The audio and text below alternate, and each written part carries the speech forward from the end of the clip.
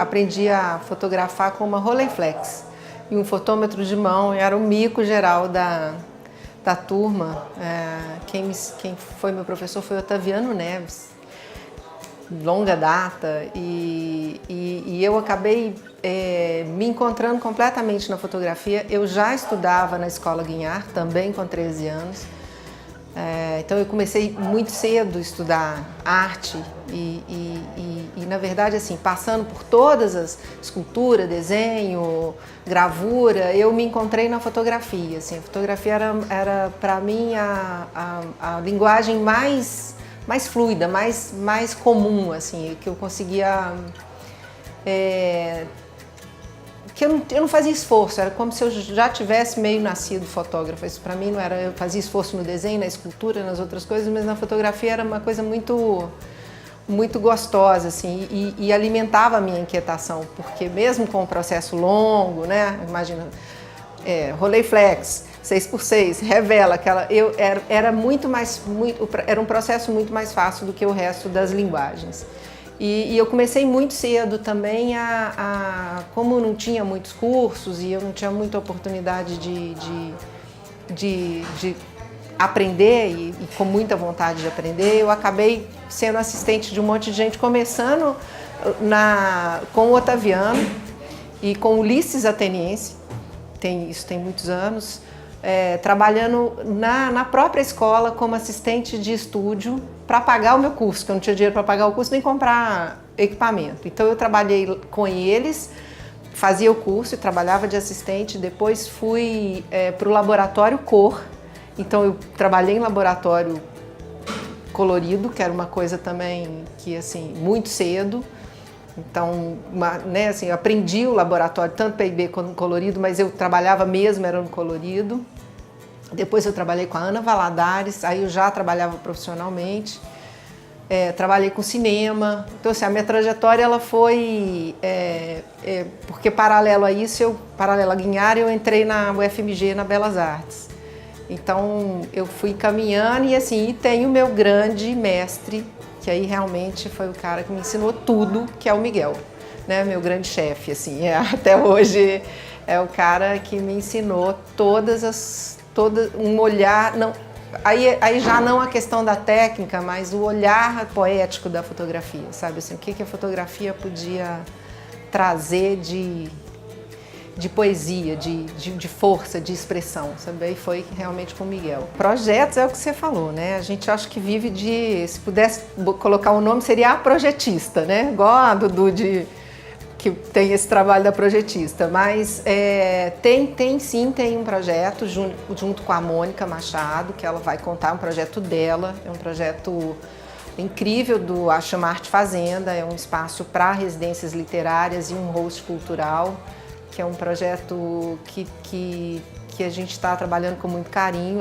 A Mônica depois pode explicar melhor, mas eu acho que é um projeto que diz diretamente da possibilidade de criação e de ter um espaço para que o artista possa se desenvolver, porque da minha trajetória, né, assim, passei para gestão, enfim, fiz uma trajetória na fotografia autoral e acabei realizei vários projetos e caí na gestão, curadoria e tal, e sempre o que eu vi eu tenho hoje quase 15 anos de gestão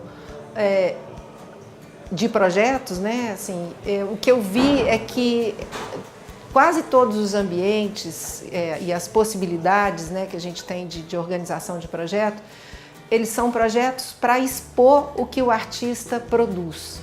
Poucos projetos se dedicam a possibilitar que esse artista se desenvolva, a possibilitar um lugar onde ele possa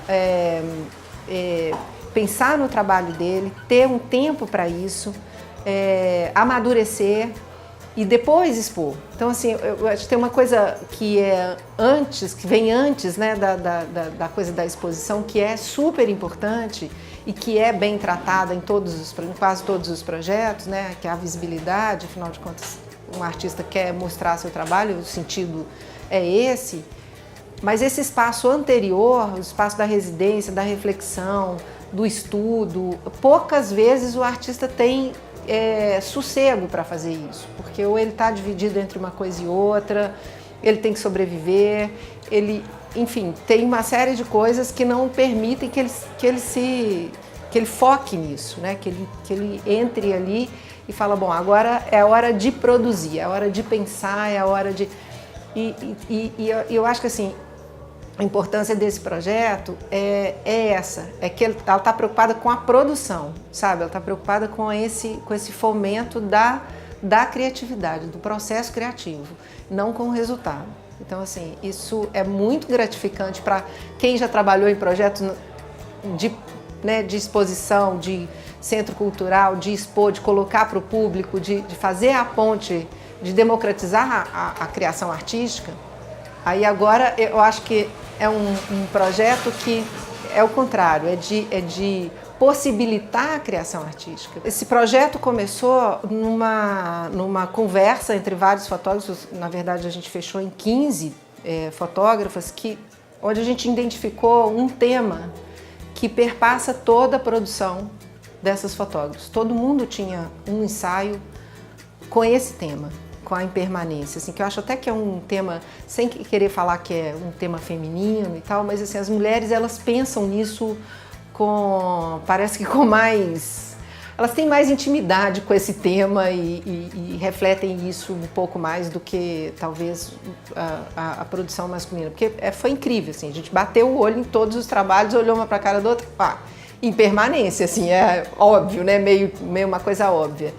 E uma coisa muito forte, porque cada uma tratando esse tema de uma maneira, em uma época da vida. Então, assim, tem trabalhos super recentes, trabalhos antigos, um pouco mais antigos. Então, eu acho que assim, essa experiência ela é muito interessante para você ver como que a arte está no ar, como que as questões que a arte traz, e aí a fotografia, né, como canal, elas estão aí, elas estão em bolhas, e o artista, como tem essa conexão, ele vai traduzindo essas questões, né, que são questões humanas, né, assim, é uma questão, a impermanência é uma grande dificuldade, né, que o ser humano tem de enfrentar, porque né, e na verdade é a constância da vida, né, é o que garante a constância da vida, todas as transformações. É um tema delicado, é um tema que tem muitas vertentes, assim, então é bonito você ver como que cada uma enxerga esse processo.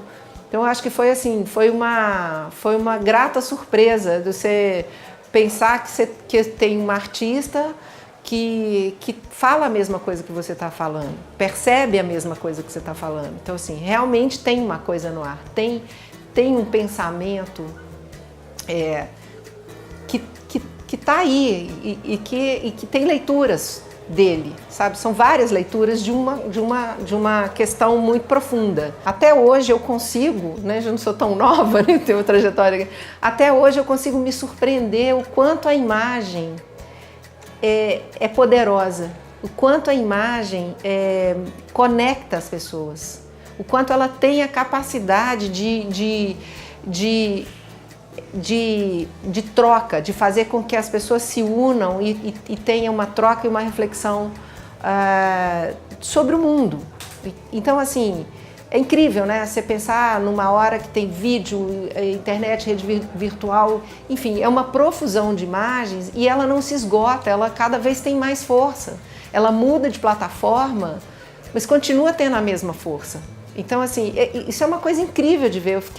Falei, gente... Sabe, a imagem ela faz parte da linguística, ela faz parte da comunicação humana, ela faz parte dos sentidos humanos, sabe, assim, e essa coisa da fotografia que congela essa imagem, às vezes pequenos vídeos, mas sobretudo a fotografia, é muito impressionante, assim, porque é como você codifica. E você codifica num nível de inteligência estética que passa passa o roteiro, entendeu? Ultrapassa o que é posto, o que é para ser entendido. Ela está numa outra esfera, ela está numa esfera do sensível, sabe? Do sensível que, por mais que explique, por mais que tenha texto, por mais que... Enfim, é uma experiência humana numa coisa do que eu chamo de inteligência estética. Você não consegue nem